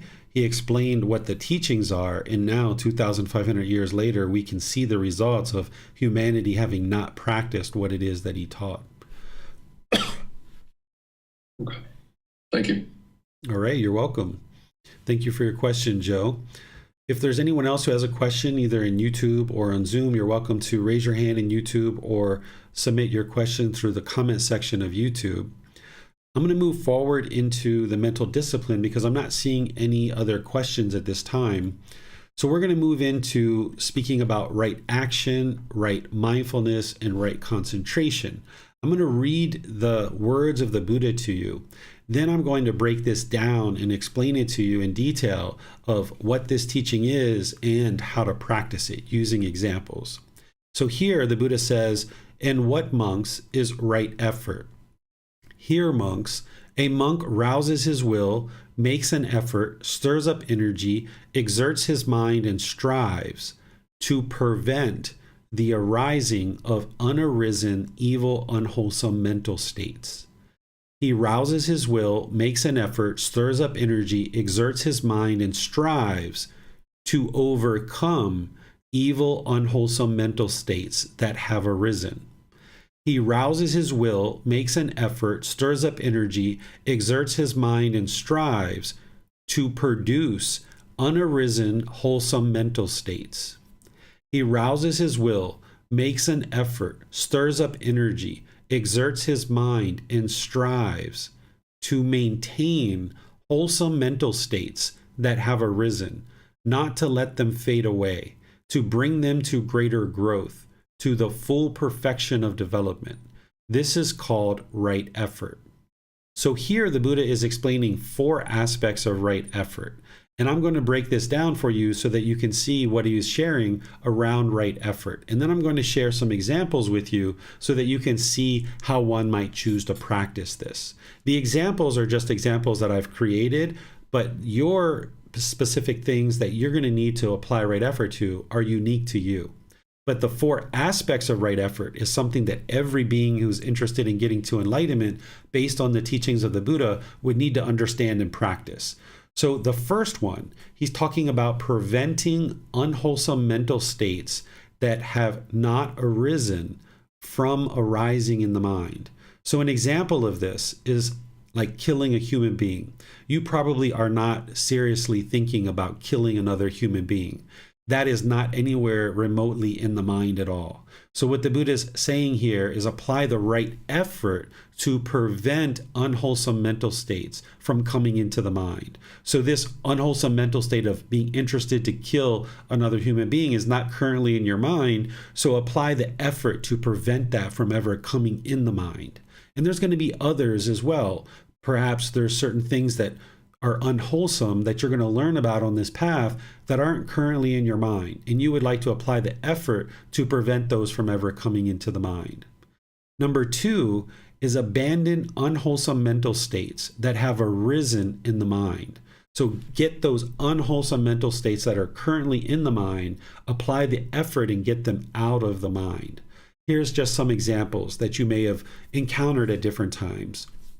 If you are in a current relationship and you have a craving for sexual contact outside of that relationship, and you've seen that craving come up in the mind, the Buddha is saying apply the effort to abandon that unwholesome mental state, because you've learned that this is going to cause difficulties in your life if you go outside of your relationship and have a sexual contact outside of your relationship. People have been beat up for this. People have been murdered for this. People have lost their jobs because of this. So you're interested in abandoning that unwholesome mental state, because as long as you allow any unwholesome mental states to exist in the mind, then the mind is more likely to act upon them. So also something like anger or frustration or irritation, where you see these unwholesome mental states coming up into the mind, you would like to apply the effort to cut those off and let them go. Abandon them out of the mind. Let them go, because it's an unwholesome mental state and you need to cut it out and let it go. Then there's produce unarisen wholesome mental states to arise in the mind.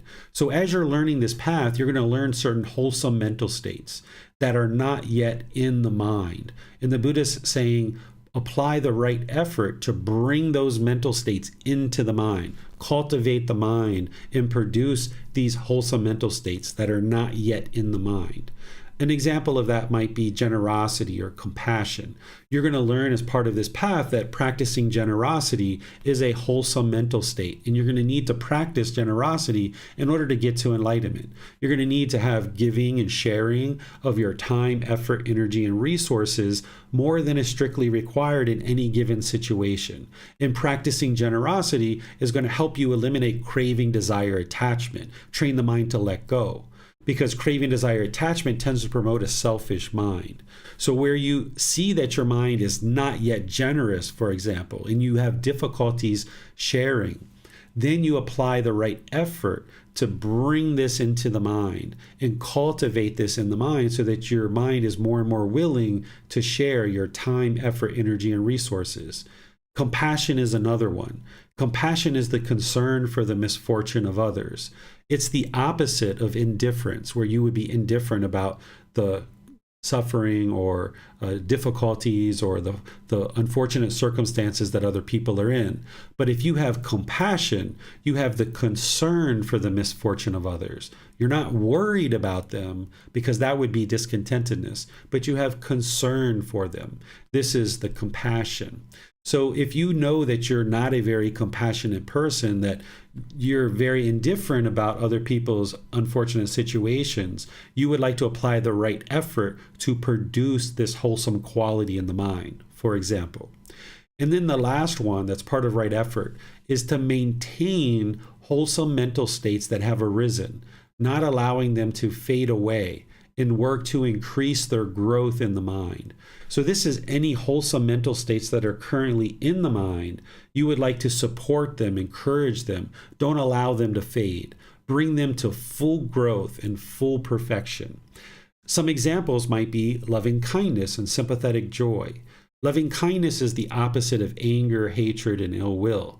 So if you know that your mind currently does have a certain amount of loving kindness, this genuine interest in seeing others be well, then you would like to support that, encourage it, don't allow it to fade. Continue to practice that loving kindness in situations where you're able to practice loving kindness. Sympathetic joy is the opposite of jealousy. Sympathetic joy is having joy for others' success, even if you didn't contribute to it. So where you see that your mind has sympathetic joy, where you are joyful for others' success, then you would like to support that, encourage it, bring it to full growth and full perfection, not allowing it to fade. So these are just examples that I'm using. Your unwholesome qualities that you need to prevent from coming into the mind and that you need to eliminate are unique to you. The wholesome qualities that you need to bring into the mind and the wholesome qualities that you need to support and encourage and not allow to fade, those are going to be unique to you. But here on this step of right effort, you can understand that it's applying the effort to eliminate the unwholesome and prevent it from coming into the mind, and to cultivate and support and grow the wholesome. That's what right effort is all about. Now let's talk about right mindfulness, because you wouldn't be able to practice right effort without right mindfulness. These go hand in hand together. In fact, the entire mental discipline section of the Eightfold Path goes hand in hand together, just like the other steps of right speech, right action, right livelihood. These all go together as well. Here I'm going to read the words of the Buddha, and then I'm going to break it down for you and explain to you what right mindfulness is. He shares, "In what, monks, is right mindfulness? Here, monks, a monk resides, reflecting on body as body, dedicated, clearly aware and mindful, having put aside craving and worry for the world. He resides, reflecting on feelings as feelings, dedicated, clearly aware and mindful, having put aside craving and worry for the world. He resides reflecting on mind as mind, dedicated, clearly aware and mindful, having put aside craving and worry for the world. He resides reflecting on mental objects as mental objects, dedicated, clearly aware and mindful, having put aside craving and worry for the world. This is called right mindfulness." So here the Buddha is talking about 4 aspects of right mindfulness: body as body, feelings as feelings, mind as mind, mental objects as mental objects. So I'm going to explain this to you of what he's describing so that you can understand it, then you can reflect on it, and then you can actually practice it. In general, if you're just starting out with the path to enlightenment, you might think about right mindfulness as awareness of mind. This is a very beginning understanding of mindfulness, and it will help promote what you need in the mind, which is this quality of mindfulness, where you can have awareness of the mind. Because if you're going to purify the mind and apply something like right effort, where you're eliminating certain unwholesome qualities and you're arising certain wholesome qualities, you're going to need awareness of mind. Without awareness of mind, you wouldn't be able to apply right effort, and you wouldn't be able to apply even some of the moral conduct and the other teachings as well. So you're going to need awareness of mind. This is right mindfulness, but more specifically, it's the 4 foundations of mindfulness. Nowadays, people use the word mindfulness in common language, but they're typically not using that word in the same way that the Buddha used it. The way that I hear a lot of people using it is they might say, "Can you mindfully carry this glass of water to that table?" And what they're essentially saying is, can you carefully carry this glass of water to the table? It's not mindfulness, it's careful. So even though other people might use the word mindful instead of careful, it's important that you understand the word mindful in the way that the Buddha used it, and that you use it in that way, and you think about it that way, and you practice it in that way, which is awareness of mind. You're going to need to have full awareness of your mind, and gradually, as you practice breathing mindfulness meditation and other things, you're going to get more and more awareness of the mind, being able to observe these unwholesome qualities and these wholesome qualities. Then, as you develop your awareness of mind, you would like to develop the 4 foundations of mindfulness. This is where you start to understand the bodily sensations, the feelings, the condition of the mind, and mental objects. What the Buddha is essentially explaining to you is the life cycle that discontentedness goes through as it's arising in the mind. Before the mind experiences feelings of anger, there's going to be some bodily sensation. You may have been noticing this in the past already. You might have noticed certain tingling coming up in the body. You might have noticed pressure in the chest. You might have noticed heat in the face or pressure in the skull. These are all bodily sensations that are indicating to you that the mind is about to get feelings of anger or frustration or some other discontent feeling. Even pleasant feelings have certain bodily sensations, even those neither painful nor pleasant, like shyness. You might get queasiness in the stomach. We call this butterflies in our stomach. There's some bodily sensation that is occurring, and if you don't observe that bodily sensation and cut it off and let it go there, then it's going to become a feeling in the mind. Now the mind's angry, and there's this feeling of anger in the mind. And this is where you might become unskillful in your intentions, your speech, and your actions. If you don't cut it off and let it go as a feeling, then it's going to affect the condition of your mind. Have you ever been angry for several hours or days or even a week or two? This is because you weren't aware of this process. You weren't aware of the bodily sensations. You weren't aware that it became a feeling in the mind. You weren't aware that it affects the condition of the mind. So now you were angry for a week or two. Some people have been angry for a year or two or longer over certain situations that have occurred. This is because the mind was just unaware, lacking the wisdom of these four foundations of mindfulness. And then through experience after experience after experience, where the mind wasn't aware of bodily sensations, it wasn't aware of the feelings, it wasn't aware that they were affecting the condition of the mind. With wrong view, we were probably blaming somebody else. Then the mind forms these mental objects. This is like a container that is deeply rooted in the mind. And in this example, it would be ill will.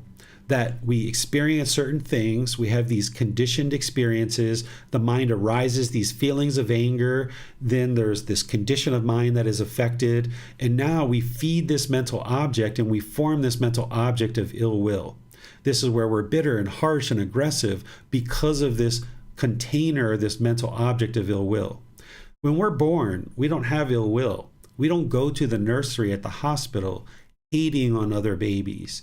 We don't have that in the mind. It's through conditional experiences in various situations throughout our life that we experience these bodily sensations, these feelings, the condition of the mind was affected, and it feeds and establishes this mental object of ill will. And what you're doing on the path to enlightenment, among other things, is you're becoming aware of this process. So now with training of the mind, you can start cutting off and letting go of these discontent feelings as a bodily sensation. Realizing that it's going to take gradual training, gradual practice, and gradual progress to get proficient at it. But over time, you would like to get better and better at observing those bodily sensations and cutting them off and letting them go as a bodily sensation. Because you know that if you don't do that, it's going to become a feeling in the mind. Now the mind is polluted with anger, frustration, guilt, shame, fear, boredom, loneliness, or some other discontent feeling. Essentially, what you would like to do is like if you were taking a boat from America to England, you would like to prevent the water from ever coming into this boat. Because once you get out in the middle of the ocean and the water is coming into the boat, you've got a real problem to deal with. You've got to get this water out of the boat.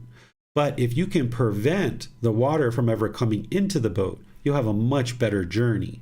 So that's what you're doing, is that when the feelings are starting to arise as just bodily sensations, and you can get more and more in tune with what these are. And if you're not aware of them now, start paying attention to your mind and the body, so that prior to these feelings arising in the mind, there's going to be some bodily sensation. And if you can train the mind to more and more easily cut that off and let it go, then you won't have these feelings of discontentedness coming into the mind. All the while you're working on these mental objects like ill will, we're using loving kindness meditation to break that up, almost like a jackhammer. You're like jackhammering this mental object to break that up, uproot it, and get it out of the mind so that now the mind can be peaceful and joyful. And this is going to take time to gradually train the mind in this way.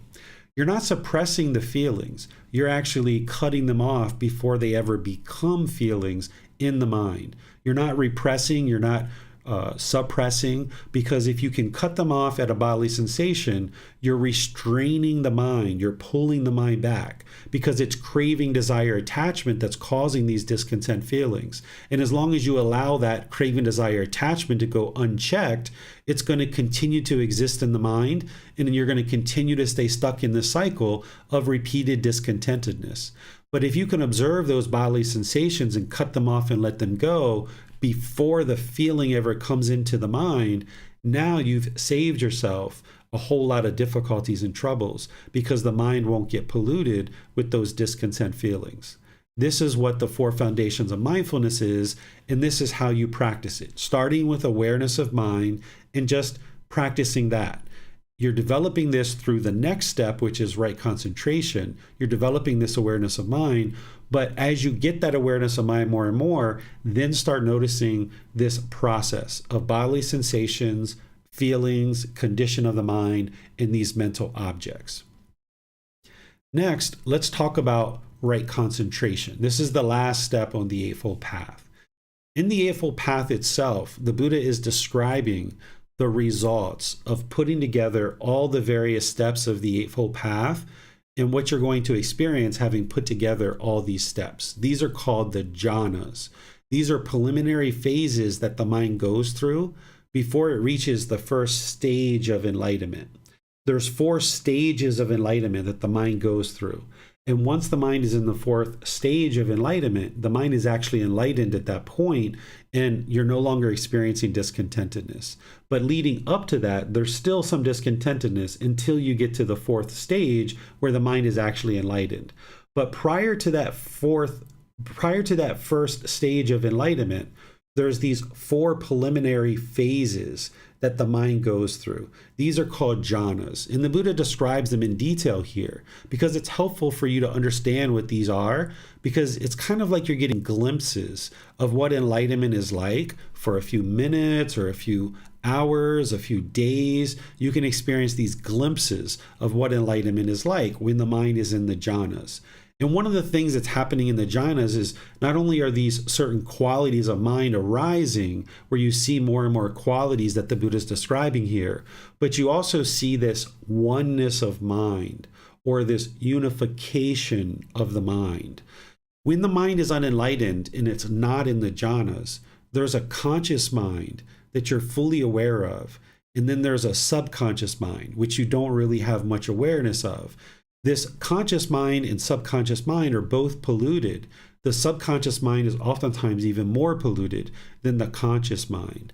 But by the time you've trained your mind enough on the Eightfold Path with all the various steps, you experience this oneness of mind, or this unification of the mind, where there's no longer a conscious mind and a subconscious mind. You now have full clarity and full visibility into the entire mind. And this is what you're going to need in order to get to enlightenment and fully purify the mind. So these are the results of having practiced all the other steps. In other parts of the Buddha's teachings, he explains what right concentration is. And I'm going to help you understand what right concentration is and how to practice it. Just know that here he's describing the results. So to understand how to actually practice right concentration and what it actually is to understand developing a daily meditation practice and practicing singleness of mind in daily life. Developing a daily meditation practice is to practice breathing mindfulness meditation and loving kindness meditation. These are meditations that I taught as part of this program. There was a 4-part series on breathing mindfulness meditation and a 4-part series on loving kindness meditation. If you haven't learned that yet, you can go back and see the recordings and build up your practice where 2 or 3 times per day, you're working towards 30 minutes or more per session. It's going to take you time to build up to this. Everybody starts at a different place. You might be at one time for 10 minutes or two times for 15 minutes each, but gradually you would like to build up to this. Some students, it takes 6 months, a year, or maybe even longer to build up to this, but you would gradually like to work towards the goal. Understanding that frequency is more important than the duration of time. So if you can get 2 sessions for 15 minutes each, that would be better than 1 session at 30 minutes. So work on building up your frequency of 2 to 3 sessions per day for 30 minutes or more. And you're going to need to gradually create more and more space in your life because you're working, you have children, you have other responsibilities. You're going to need to gradually build this up. You can't just snap your fingers and start meditating. So you're going to need to know breathing mindfulness meditation and loving kindness meditation. These are the 2 priorities in terms of meditation. There's a couple other meditations that are taught on an as needed basis. Not everybody's going to need those meditations, but in order to get to enlightenment, you would need to know breathing mindfulness meditation and loving kindness meditation and build that practice up. It's going to help you cultivate the qualities that you need in order to address the mind and eliminate the pollutions of mind. And as I taught each one of those meditations, I explained what it is that you're cultivating as part of that meditation and what it is that you're eliminating as part of that meditation. So you'll see that when you learn from those teachings, or if you have learned from those teachings, you will know that I shared that with you. Then in addition to developing your meditation practice to practice right concentration, you would like to develop a practice of singleness of mind in daily life, where you're just doing one thing at a time. This will help you to produce focus, concentration, clarity of mind, and deep memory. You may have been taught to multitask, and this is very detrimental to the mind. The mind can't actually do more than one thing at a time. What the mind is doing is it's rapidly cycling from thing to thing to thing. You can do one thing for 3 seconds, another thing for 5 seconds, another thing for 10 seconds, and the mind is just rapidly cycling. And if you've been doing that for an extended period of time, you might find that your mind is quite overactive, that you feel somewhat stressed at certain periods. You might have anxiety. You might have difficulties concentrating in different parts of your life. And that's because you've been training your mind to rapidly cycle from thing to thing to thing to thing. Well, what you need to do in order to transform that is now train it to only focus on one thing at a time, practicing singleness of mind. Because if you're on the phone, you're watching TV, and you're eating food, it's impossible for you to be able to do all 3 of those things at one time. You're either talking on the phone, you're watching TV, or you're eating food. And when you're done with that conversation, you didn't really remember what you guys talked about because you weren't really that involved in it. And now the mind was doing all 3 things because you thought you were being more productive. But in reality, you might have damaged a relationship. You might need to go back and clean that up. You might need to go back and ask that person, what did you talk about? Is there something you promised to do that you didn't actually do? And this is causing all kinds of challenges in one's life. So by you practicing one thing at a time, you can have that phone call. 5 minutes, 10 minutes, 20 minutes, whatever it is. And then when you're done and you move on. You don't need to circle back and try to clean this up. So practicing singleness of mind in daily life is going to promote the focus and concentration, because you're going to find it very difficult to practice something like the 5 factors of well-spoken speech if you don't have concentration. If you don't have singleness of mind, it's going to be very challenging to bring the 5 factors and the wisdom of that into a conversation.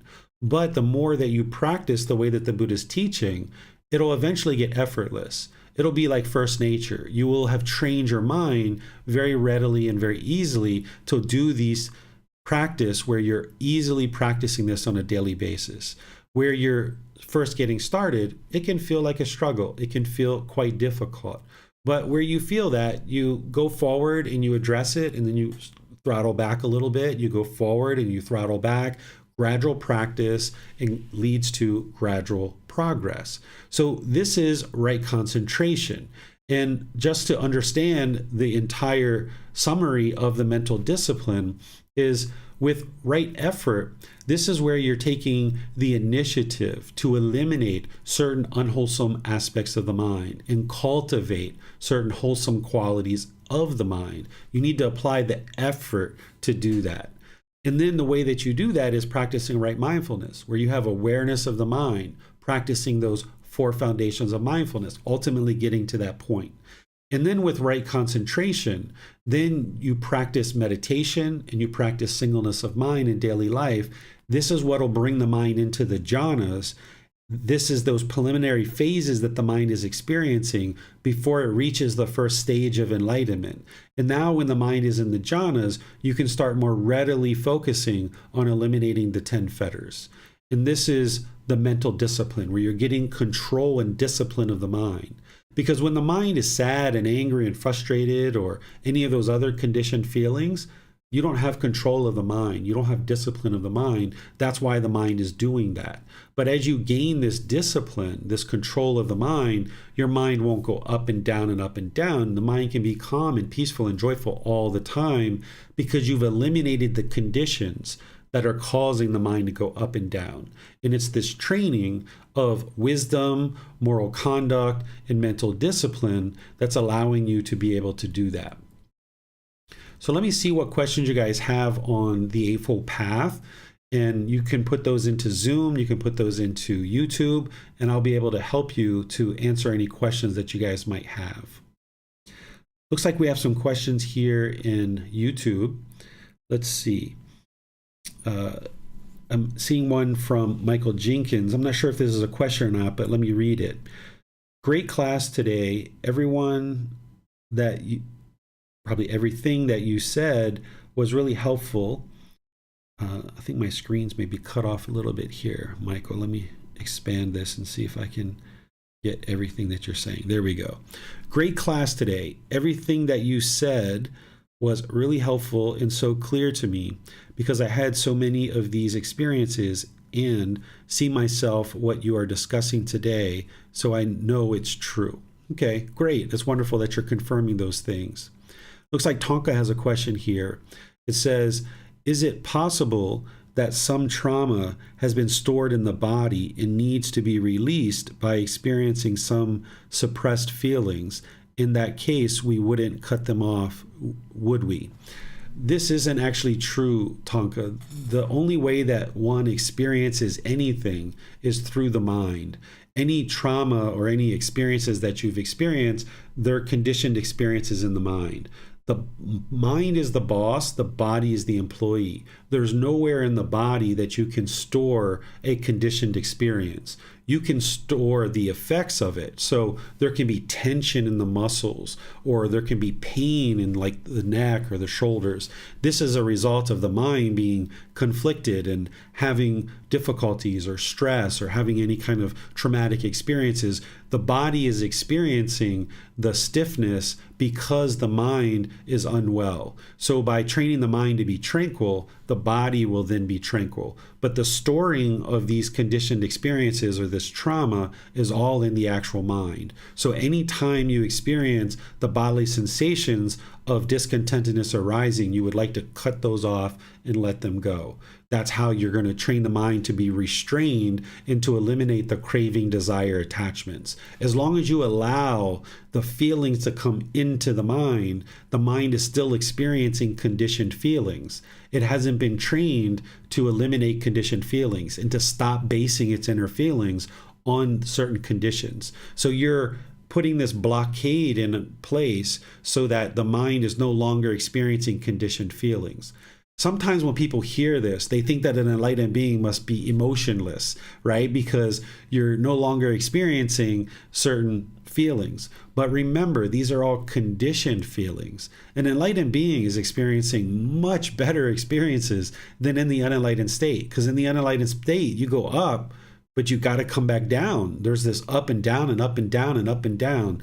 The enlightened mind is beyond that. It is experiencing permanent peacefulness, permanent joy, this unconditioned happiness, if we'd like to call it that. It's just always happy, always joyful.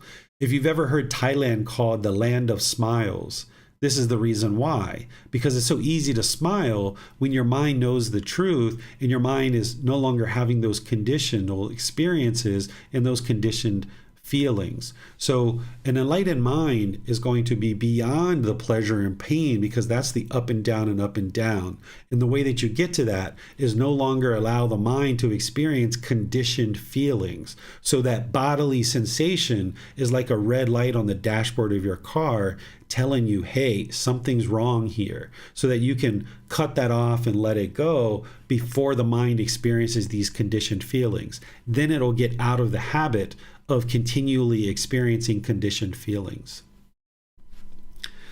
I don't see any more questions in YouTube, and I don't see any in Zoom either, and I don't see any hands raised. So it doesn't look like you guys have any more questions on this content of the Eightfold Path. So what I'll do then is just share with you what we're going to be doing in next week's class, because next week's class we're going to be moving into chapter 6. Chapter 6 is quite short. It's titled The Middle Way, Walking the Middle Way. This is a very simple teaching. It's probably only going to take me about maybe 30 minutes to actually teach it to you in class, and then I'll open up to any questions that you guys have. So now that we went through chapter 3, 4, and 5, which are quite meaty in nature, and you need to digest that, this is giving you just a little bit of content with chapter 6 to be able to sit with just that little bit of content, and then you can even refresh your memory and review and investigate chapter 3, 4, and 5 if you like, because you'd like to be sure that you go through chapters 3, 4, and 5 in a lot of detail, particularly chapters 4 and 5, because that's where you're getting the real meat of the path to enlightenment. Then chapter 7, which is 2 weeks from now, is the 5 precepts. We're going to go through a lot more detail there. In chapter 8, chapter 9, chapter 10, and 11, we're going to get right back into detail. So next week's class is going to be chapter 6, the middle way, walking the middle way. As you have questions on the Eightfold Path, you can use all those methods that I mentioned, which is asking questions in class, posting in the Facebook group, sending a private message, or asking or scheduling a personal guidance session where we can meet in Zoom together. So those are the 4 ways that you can get help. Then on Wednesday, we're going to be in the second part of our 4-part series of Buddhist chanting. So if you'd like to join that, you'll be able to learn Buddhist chanting. We're also going to be doing meditation in each one of these as well. So on Wednesday, we're going to be refreshing everyone's memory on the Buddhist chants, and then we're going to use those Buddhist chants and go right into meditation. The Buddhist chanting, it's not mystical or magical thing. It's just to help ease the mind into meditation. So I taught last week about all the reasons why somebody might decide to develop a meditation practice that includes Buddhist chanting. So you can see that in the recordings if you like on Facebook, YouTube, or in the podcast. So thank you all for joining for today's class. I appreciate that you're dedicated and interested to learn the teachings of the Buddha. I appreciate the questions that you guys had to help further discuss the teachings and to investigate the teachings. So I'll see you in one of these future classes perhaps. Have a very lovely and wonderful rest of your day. We'll see you next time. Sawadee krap.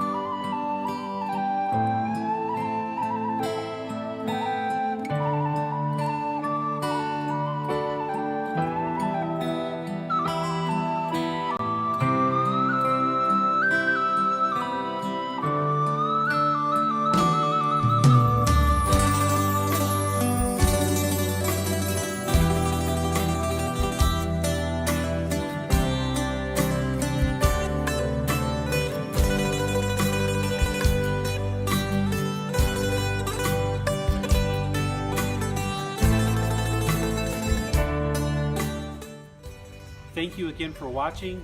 Enjoy your meditation. Look forward to seeing you online and answering any questions that you might have.